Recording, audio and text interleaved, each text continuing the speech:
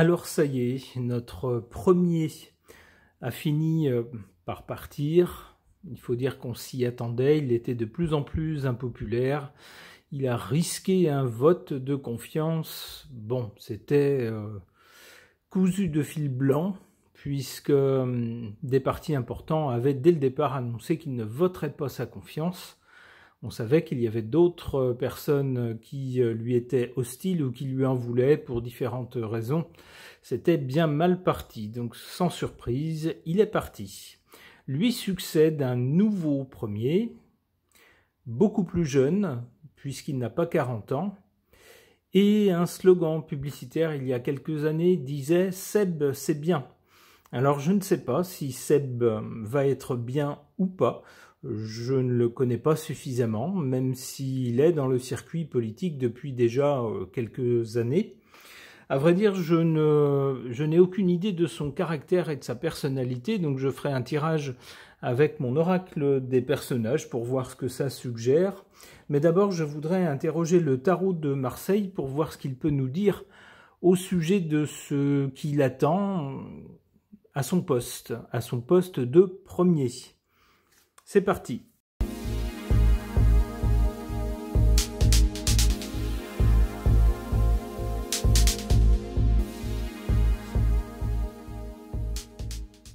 Que suggèrent ces cartes? Du côté du passé, de ce qui s'est passé avant la période présente pour ce monsieur, notre nouveau premier, on a cette carte de la papesse qui suggère que c'est quelqu'un d'intelligent. C'est pas le pauvre type qui s'est retrouvé dans cette carrière un peu par hasard. Pas du tout. Avec cette carte de la papesse, ça suggère quand même une dimension intellectuelle, une certaine intelligence chez ce monsieur. Une personnalité aussi plutôt calme avec cette carte-là, la personnalité de quelqu'un qui préfère, plutôt que de se mettre en avant et puis ouvrir tout le temps sa bouche, quelqu'un qui peut-être préfère se mettre en retrait, observer, essayer de comprendre les choses, d'en déduire des conclusions, à partir desquelles il va emmagasiner un savoir, et puis à partir duquel il va pouvoir échafauder des plans réalistes à partir de ce qu'il a pu constater, noter. Alors ça pourrait nous parler également de sa carrière politique. On voit que c'est quelqu'un qui a patiemment gravi les échelons en sachant comment se placer, peut-être ce qu'il fallait dire, mais peut-être plus encore les attitudes à éviter ou les mots à éviter avec certaines personnes dans ce milieu politique. Et grâce à cette intelligence, sans doute, le voilà où il est maintenant. Alors maintenant, donc, et concernant ce monsieur, on nous parle de la force. Ça peut nous dire deux choses. Ça peut nous dire que malgré sa jeunesse, c'est pas quelqu'un qui va s'envoler au premier coup de vent, si vous voyez ce que je veux dire avec cette image. C'est-à-dire c'est quelqu'un qui a peut-être beaucoup plus de force de caractère qu'il ne le laisse paraître, peut-être beaucoup plus de détermination qu'il n'en donne l'image. Alors cette carte peut également nous dire que ce monsieur va se retrouver dans des rapports de force. Alors ça, pas besoin des cartes pour le dire, on sait que le pays traverse une passe compliquée, en particulier du point de vue financier, et que ses adversaires politiques l'attendent au tournant, d'autant plus que c'est quelqu'un qui a la réputation d'être plutôt proche. Alors, jusqu'à quel point, je ne sais pas si c'est véritablement un ami, j'en sais rien. Dans le milieu politique, est-ce qu'on a vraiment des amis? C'est pas sûr. Peut-être des gens qui savent se placer plutôt. En tout cas, c'est quelqu'un qui a la réputation d'être plutôt proche du couple présidentiel.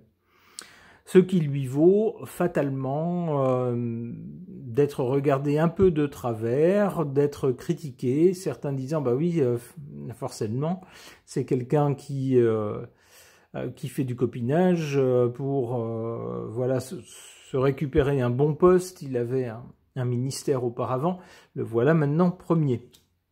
Donc, bah on espère pour lui que c'est pas quelqu'un de faible parce qu'il aura face à lui des gens qui ne vont pas le rater. Et cela dès le départ. Du côté de l'avenir, avec le mat, il pourrait y avoir plusieurs façons d'interpréter cette carte. D'abord, on voit quelqu'un qui prend son bâton, son baluchon et qui s'en va. Est-ce qu'il se pourrait qu'il y ait, par exemple, une motion de censure ou autre chose, un événement qui le fasse partir très vite? Ça pourrait être ça, effectivement. Si c'est pas ça, ça pourrait être quelqu'un qui va se démarquer par une originalité que n'aura pas eu son prédécesseur. Le monsieur qui assez rond, qui vient de partir, était critiqué pour son côté, alors à la fois un peu profiteur, à la fois un peu déconnecté des réalités des Français, et puis son côté, oulala, je me pousse pas trop, j'en fais pas trop, à un moment où au contraire il aurait fallu agir. Et bien avec cette carte-là, cette carte du mat, si ce monsieur reste, pas sûr, avec cette carte du mat qui prend son bâton et qui s'en va, mais s'il reste, c'est quelqu'un qui pourra étonner par des façons de faire ou des décisions assez originales, assez différentes de ce qu'on a connu avec les derniers premiers.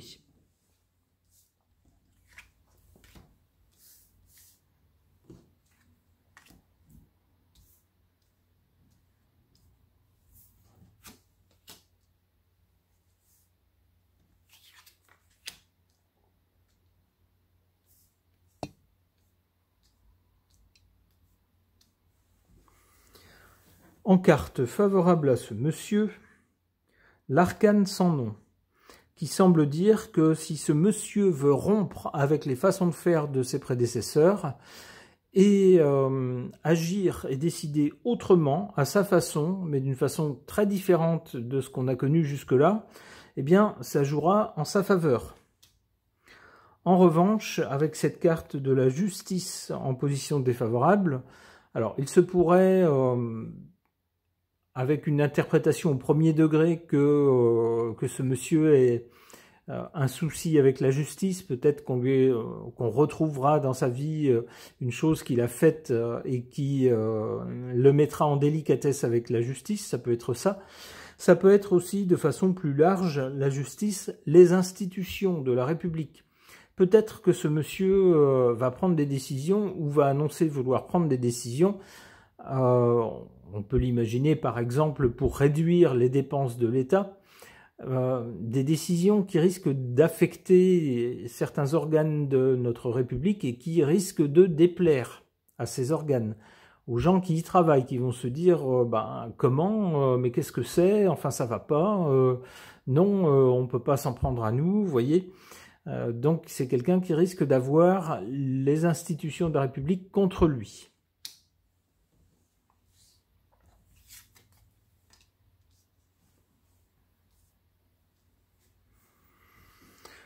Alors avec cette carte de l'ermite du côté de l'avenir, on a toujours les deux interprétations qui me venaient tout à l'heure avec le mat, donc soit il reste, soit il s'en va. Il pourrait s'en aller en étant dégagé par une motion de censure, par exemple. Dans ce cas-là, eh ben, ça sera quelqu'un qui se préparerait à une traversée du désert avec l'ermite. Quelqu'un qui risque de se retrouver un peu mis de côté pendant une période assez longue. Si c'est quelqu'un qui reste et qui a un comportement ou une façon de décider, une façon d'agir assez originale par rapport à ses prédécesseurs, eh ben, ça pourrait être également quelqu'un qui, comme on le voit ici avec l'ermite, qui sera un peu isolé. Peut-être que d'autres personnes diront mais c'est pas de cette façon, enfin c'est quelqu'un qui déroge à la tradition, qui fait pas les choses comme il devrait les faire à son poste, etc. Et ça risque de l'isoler un peu, il risque de se retrouver un petit peu tout seul, avec pas trop d'appui. Cela dit, avec cette carte de l'ermite, eh ben, cette carte pourrait nous dire que c'est quelqu'un qui cherche quand même à être le plus authentique possible. Alors on sait que dans le milieu politique, ça peut prêter à sourire, ça peut générer des doutes. Les politiques authentiques, bof bof, souvent ils travaillent un peu pour leur gamelle, hein. C'est plutôt ça. Eh ben, il semblerait quand même, avec cette carte, que ce monsieur ait sa lumière et cherche à porter sa lumière, même s'il est tout seul, même s'il n'est pas soutenu. C'est plutôt une carte qui va, comment dire, qu'il soutient lui personnellement, mais qui, dans le contexte, risque de l'isoler.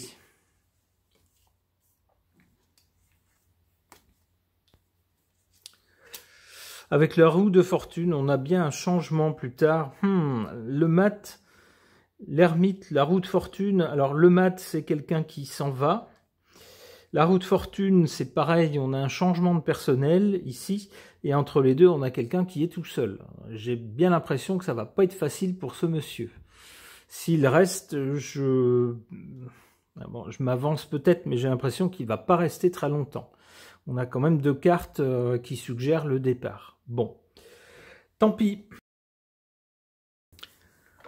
Alors cette fois-ci, pour essayer de se faire une idée à travers les cartes, alors ça sera vrai ou pas vrai, les cartes, c'est pas censé être la vérité absolue, mais voyons ce qu'elles pourraient suggérer, quel type de portrait mental elles pourraient dessiner de ce monsieur, que vous connaissez peut-être mieux que moi, mais que je connais très mal. Je n'ai pas d'idée de sa personnalité.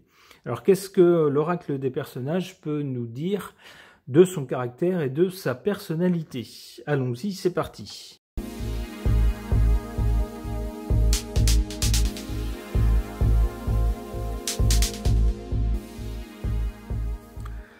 Quel portrait dessinent ces cartes? Quel portrait de la personnalité de notre nouveau premier qui est assez jeune? On a d'abord cette carte du handicapé qui se situe plutôt du côté du passé. C'est quelqu'un qui a sans doute été handicapé par son jeune âge. Alors il a maintenant, au moment où il devient premier, il a 39 ans. Mais ça fait déjà quelque temps qu'il est dans le circuit et qu'il est ministre. Il a donc été ministre assez jeune. Alors on peut imaginer que ses confrères, ayant un âge beaucoup plus avancé, ont dû le regarder un petit peu de haut, un petit peu avec un air un peu méprisant, en se disant ah ben le bleu, celui-là, il va prendre le métier à la dure, on va rien lui passer. Vous voyez, ce genre de choses.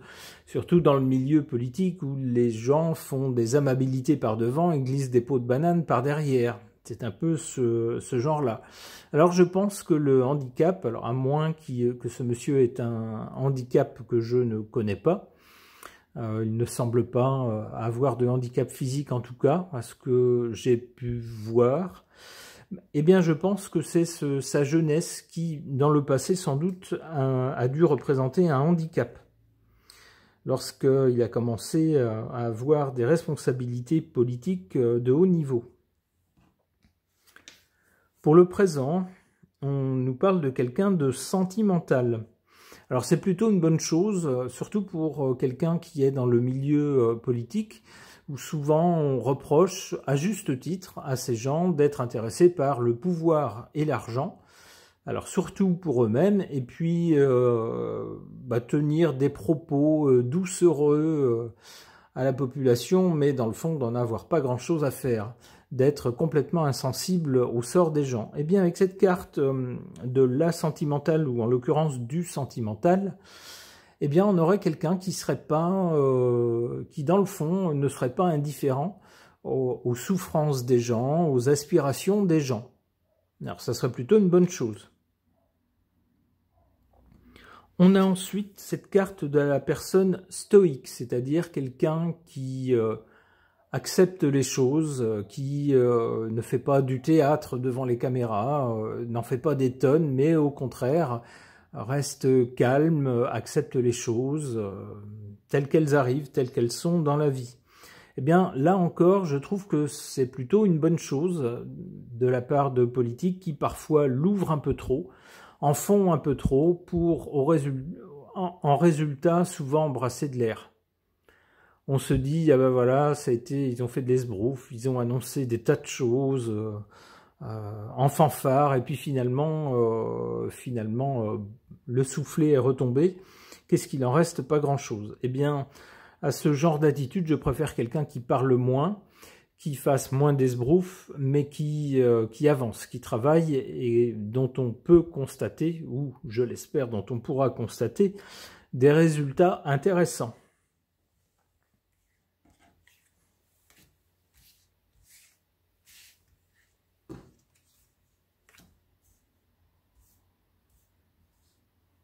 Alors, la carte du stoïque, ça peut être aussi quelqu'un qui, face à une difficulté, plutôt que de tenter tout et n'importe quoi, n'importe comment, avec une débauche d'énergie et n'arriver à rien, pour au final n'avoir obtenu aucun résultat et en plus avoir perdu du temps, de l'énergie et de l'argent, c'est peut-être quelqu'un qui va étudier la situation, les problèmes qui se présentent et se dire: pour tel problème, il est possible de faire quelque chose, on en a les ressources, les moyens et c'est organisable.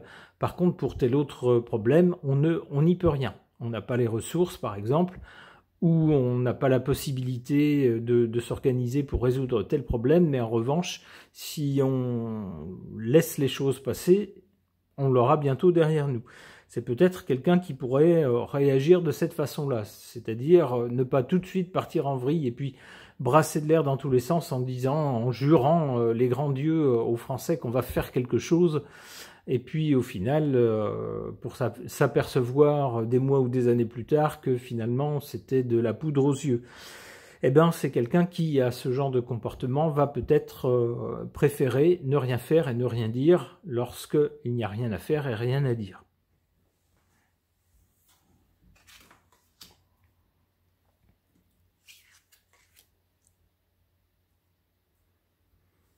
Alors c'est amusant, ça rejoint l'interprétation que j'avais tout à l'heure de cette carte du handicap. Ici on a en carte défavorable l'enfant. Pour moi ça évoque évidemment la jeunesse de ce premier. Je pense qu'il ne sera pas raté par ses confrères plus âgés. C'est souvent le cas, souvent les personnes plus âgées supportent assez mal de se voir donner des ordres par quelqu'un de plus jeune. Bon, à tort ou à raison, lorsque la personne est compétente, ma foi, pourquoi pas. Ça pourrait être aussi quelqu'un qui pourrait être alors moqué carrément, attaqué là-dessus par l'opposition, qui pourrait lui reprocher par exemple un manque d'expérience, ce genre de choses, alors que c'est pas quelque chose qu'on a reproché à son prédécesseur. En tout cas, en carte favorable, on a cette carte de la businesswoman, ou dans ce cas plutôt le businessman. C'est quelqu'un qui devrait avoir à cœur de redresser la situation économique de la France. C'est-à-dire ces fleurons industriels, par exemple, ces grandes entreprises qui font tourner le pays, qui créent beaucoup d'emplois, qui font rentrer de l'argent. C'est important pour un pays, pour tous les pays. Et puis le budget. En cela, on pourrait y voir quelqu'un qui n'est pas perdu dans les idéologies, dans les grandes idées, mais qui aurait assez les pieds sur terre. Quelqu'un qui aurait un solide bon sens en se disant, bah non, on ne peut rien faire si on continue à dilapider l'argent, et puis si on n'a pas une économie ou un secteur des services ou autre qui fonctionne, qui soit suffisamment solide et qui fonctionne. On aurait donc quelqu'un qui serait très conscient de ces problématiques-là, et on nous dit que c'est une bonne chose pour ce monsieur.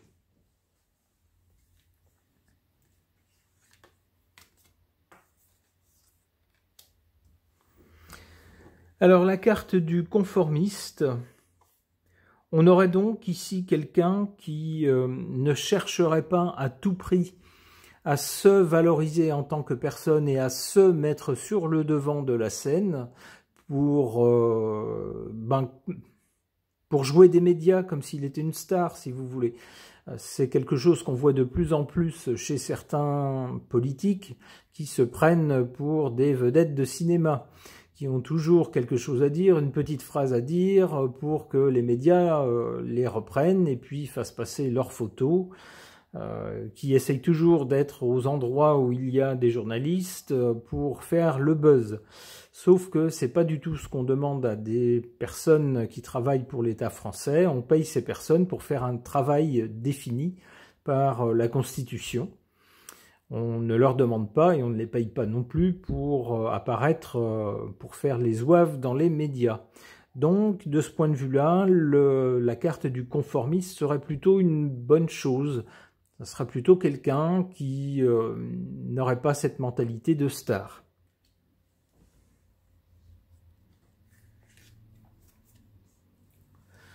Ah ah, on a quand même cette carte du voyou qui arrive ensuite.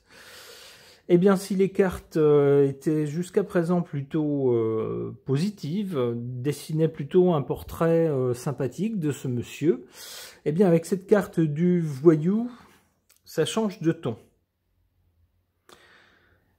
Il se pourrait que ce soit quelqu'un, alors dans le meilleur des cas, qui ait son petit caractère malgré tout et qui entende faire les choses un peu à sa façon et peut-être parfois irriter ou brusquer le système, irriter ou brusquer les institutions. Ça pourrait être ça, dans le meilleur des cas.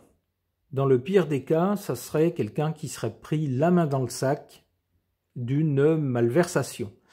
Eh bien, on espère pour lui que ce ne sera pas le cas. Ça serait dommage parce que les autres cartes dessinent un portrait, ma foi, plutôt sympathique de ce monsieur.